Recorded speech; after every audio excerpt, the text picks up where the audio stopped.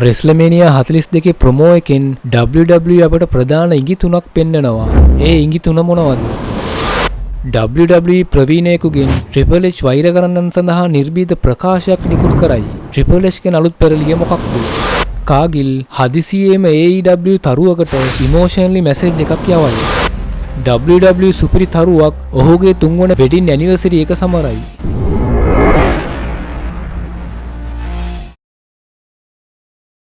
WWE ඔවුන් ලබන අවුරුද්දේ පවත්වන්නට නියමිතව තිබෙන WrestleMania 42 ඉවෙන්ට් එකේ ටීසර් එකක් රසිකයන් වෙත වීඩියෝ පටයක් මාර්ගෙන් මුදා හැරලා තිබුණා. WWE WrestleMania 42 ප්‍රොමෝ එක මගින් අපට කාරණා තුනක් පෙන්눔 කරලා දෙනවා.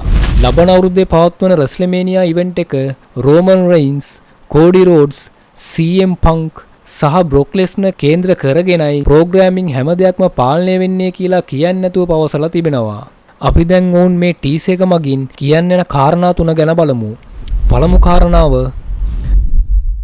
ලබන අවුරුද්දේ WrestleMania වෙද්දී Roman Reignsට දැන් තිබෙන ස්ටෝරි ලයින් එකට වඩා හොඳ ස්ටෝරි ලයින් එකක් ඔහුට ලැබෙයි කියලත් WrestleMania 42කට කලින් Cody Rhodes ඔහුගේ ටයිටල් එක පරාද වෙන්නේ නැහැ කියලත් සහ Brock Lesnar ඔහුගෙන් නැවත දීර්ඝකාලීන WWE රන් එකක් දකින්නට පුළුවන්කමක් තියෙනවා කියලත් මේ වීඩියෝ එක මගින් අපට ඉඟි දක්වලා තිබෙනවා.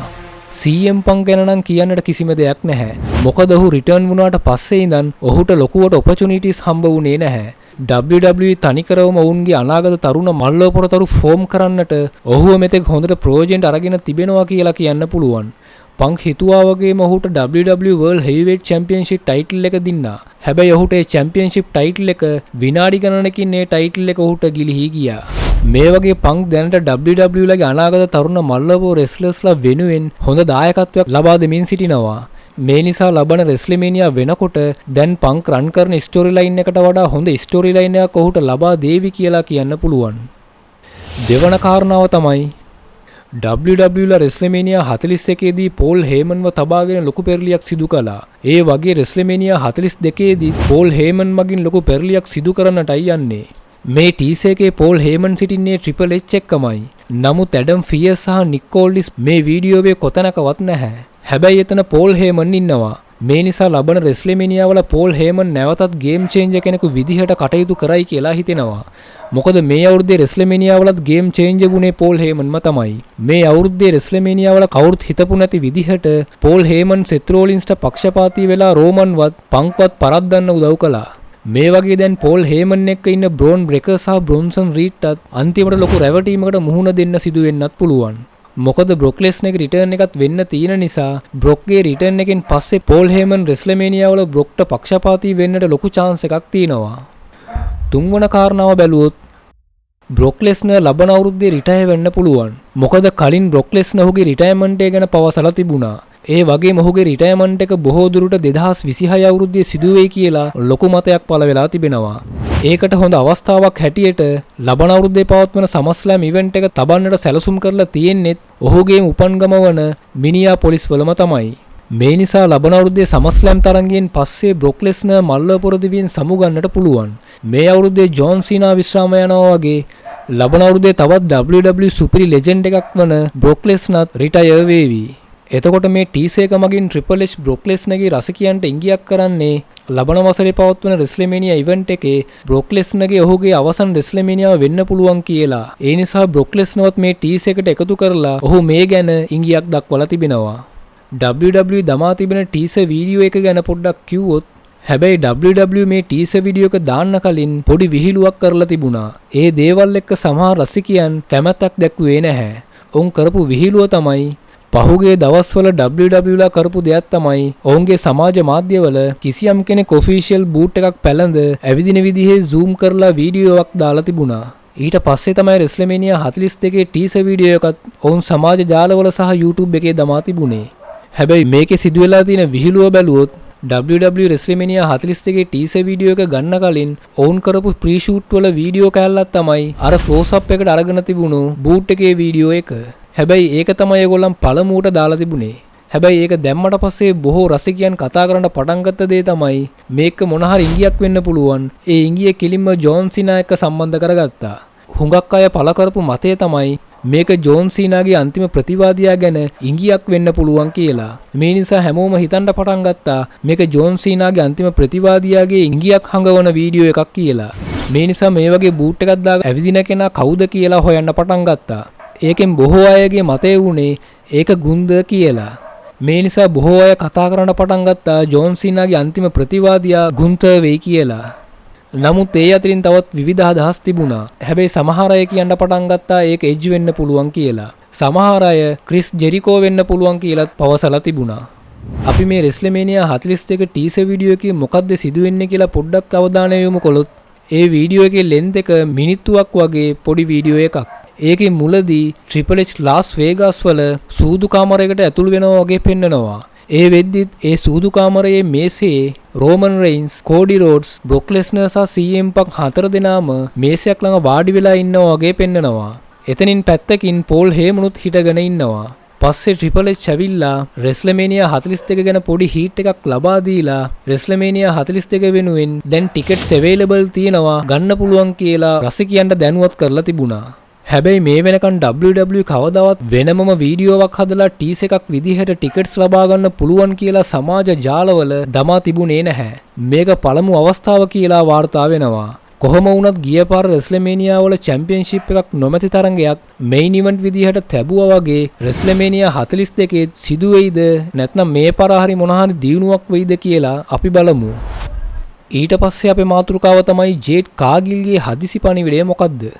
වර්තමානයේ AEW තරුවට ජේඩ් කාගිල් හදිසියේම ඇගේ හදවතින්ම පණිවිඩයක් යවලා තිබෙනවා. ඒ AEW තරුව තමයි ක්‍රිස් ස්ටේට්ලෑන්ඩ්. ජේඩ් කාගිල් හදිසියේම පණිවිඩය දමන්නට හේතුව මොකක්ද? ඒ හේතුව මොකක්ද කියලා බැලුවොත් වර්තමානයේ WWE වල සිටින බේලිගේ වැඩකින් තමයි මේ සිද්ධිය පත්තු වෙලා තියෙන්නේ. බේලි කරලා තියෙන දේ තමයි පහුගිය දවස්වල ඇයගේ Instagram account එකෙන් ඇයගේ සමීප යහළුවන් සමග ගත්ත ෆොටෝස් ගණනාවක් පෝස්ට් කරලා තිබෙනවා. ඒ පෝස්ට් වලින් එක පෝස්ට් එකක බේලි සහ ජේඩ් කාගිල්ගේ හොඳම යාළුවෙක් වන ක්‍රිස් ස්ටේට්ලෑන්ඩ් දෙන්නම අත් දෙක අල්ලගෙන සිටිනවා වගේ පෝස්ට් එකක් ඒ අතරේ තිබිලා තියෙනවා. ඒක බලපු ජේඩ් කාගිල් ඔය අතරින් ක්‍රිස් ස්ටේට්ලෑන්ඩ් තමා බෙස්ට් කියලා ජේඩ් කාගිල් පණිවිඩයක් දමා තිබුණා. ජේඩ් කාගිල් ක්‍රිස් ස්ටේට්ලෑන්ඩ් සමග කොහොමද ඇසුරු වුණේ කියලා බැලුවොත් 2023 දී ජේඩ් කාගිල් හිටියේ AEW මල්ලෝපුර ප්‍රොමෝෂන් එකේ. එතකොට ඒ කාලයේදී කාගිල්ස් TBS ශූරිය වෙලා හිටියා. ඒ කාලයේ ක්‍රිස් ස්ටේට්ලෑන්ඩ් AEW මල්ලෝපුර ප්‍රොමෝෂන් එකේ ඉඳලා තියෙනවා. එතනින් තමයි මොවුන් දෙන්න අතර හොඳ ෆ්‍රෙන්ඩ්ෂිප් එකක් ගොඩනගෙන්නේ. අපේ ඊළඟ මාතෘකාව තමයි WWE ප්‍රධාන මල්ලෝපුර තරුවක් ඔහුගේ 3 වන වෙඩින් ඇනිවර්සරි එක සමරයි. ඒ මල්ලෝපුර ක්‍රීඩකයා වෙන කවුරුත් නෙවෙයි කෙල්ටික් වෝරියර් ෂීමස්. ෂීමස් පහුගිය දවසේදී ඔහුගේ බිරිඳ ඉසබෙල්ලා රෙවිල්ලා සමග ඔවුන්ගේ 3 වන වෙඩින් ඇනිවර්සරි එකේ ගත්ත ෆොටෝස් කිහිපයක් ඔහුගේ Instagram account එකේ පෝස්ට් කරලා තිබුණා. ඒ සමගම ෂීමස් ඔහුගේ වයිෆ්ට පණිවිඩයකුත් යවා තිබුණා. ෂීමස්ගේ පණිවිඩයේ ඔහුගේ බිරිඳ තමන්ගේ හොඳම මිතුරිය කියලත් ඒ කියන්නේ බෙස්ට් ෆ්‍රෙන්ඩ් කියලත් පවසලා තිබුණා. ඒකට හේතුව මොකක්ද කියලා බැලුවොත් ෂීමස් කියනවා ඔහු ඩවුන් වෙලා ඉන්න සිටුේෂන් වල ඔහුට හොඳ එනර්ජි එකක් විදිහටත් ලයිෆ් එක එන්ජොයි කරන්නේ කොහොමද කියලත් ඔහුට හැම අවස්ථාවකම හොඳ මඟ පෙන්වන්නෙක් විදිහට සහ හොඳ යහළුවෙක් විදිහට ෂීමස්ට හොඳ මොටිවේෂන් එකක් වෙලා තියෙනවා. ෂීමස්ගේ වෙඩින් ඇනිවර්සරි එක ගැන CM Punk, Trish Stratus, Batista, Natalya, Carmella, Charlotte Flair, JD McDonagh, Robert Roode, Grayson Waller, Jinder Mahal, Big Show, Katie Kelly, Matt Cardona, Shinsuke Nakamura, Adam Pearce වගේ හුඟක් මල්ලපුර ප්‍රබලයින් විශ් කරලා තිබුණා. අපේ ඊළඟ මාතෘකාව තමයි WWE ප්‍රවීණයෙකු ට්‍රිපල් එච් වෛර කරන්නන් සඳහා නිර්භීත ප්‍රකාශයක් හෙළි කරලා තිනවා. ඒ WWE ප්‍රවීණයා කවුද? ඔහු ඇත්තටම ට්‍රිපල් එච් ගැන මොකක්ද කියන්නේ? ඔහු තමයි බිල් ඩෙමොට්. ඔහු කලින් WWE රෙස්ලර් කෙනෙකු විදිහටත් සහ ට්‍රේනර් කෙනෙකු විදිහටත් හිටපු කෙනෙක්. ට්‍රිපල් එච් ගැන මෑත කාලේ ඉඳන් නෙගටිව් විදිහට සමාජ ජාලවල කතා වෙමින් හිටියා. ට්‍රිපල් එච් WWE වල චීෆ් කන්ටෙන්ට් ඔෆිසර් වුණාට පස්සේ WWE හුඟක් ඩවුන්ෆෝල් වෙලා තියෙනවා. වින්ස් මික්මෑන් WWE රන් කරපු විදිහට ට්‍රිපල් එච්ට රන් කරන්න බැහැ කියලා කතා වෙලා තිබුණා.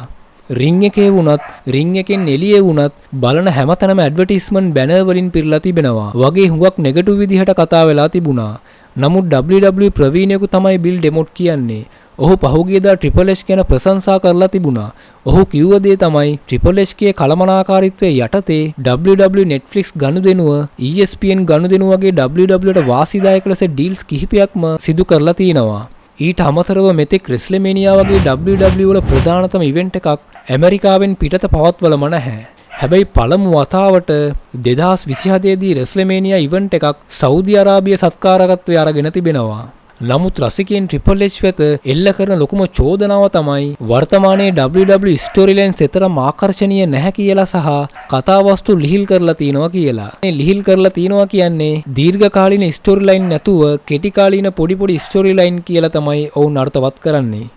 ඩිමොට් වැඩිදුරටත් මතක් කළ කාරණාව තමයි කලින් WWE ලැබූ ලාභයට වඩා වර්තමානයේ වඩාත් ඵලදායී ලෙස WWE සමාගම ආර්ථික අතින් දැඩි ලෙස වර්ධනයක් පෙන්눔 කරනවා කියලා. ටිකට් සලවියෙන් වුණත් වෙළඳ භාණ්ඩ විකිණීමෙන් වුණත් සමාගම වාර්තාගත සංඛ්‍යාවක අලවයක් සිදු කරමින් සිටිනවා කියලාත් පවසලා තිබුණා. වින්ස් මික්මෑන්ගේ කෝණයෙන් බලන්නේ නැතුව ඊට වඩා වෙනස් පැතිකඩ වලින් Triple H WWE සමාගම සාර්ථක කර ගැනීමට තම උපරිමය කරන බවත් ඩිමොට් පවසලා තිබුණා. ඉතින් යහළුවනේ මම මේ වීඩියෝ මුලදී WWE එකේ දමා තිබුණු ටීස් එක ගැන කතා කරලා තිබුණා. දැනට මේ වීඩියෝ එකේ ටිකට් සලවිය ගැන විතරයි Triple H අප්ඩේට් එකක් ලබා දීලා තිබුණේ. සමහර විට ඉදිරි කාලවල WrestleMania සම්බන්ධව මේ වගේ ටීසර්ස් හරි නැත්නම් වෙනස් විදිහකට තවත් අප්ඩේට්ස් ලබා දෙන්න පුළුවන්.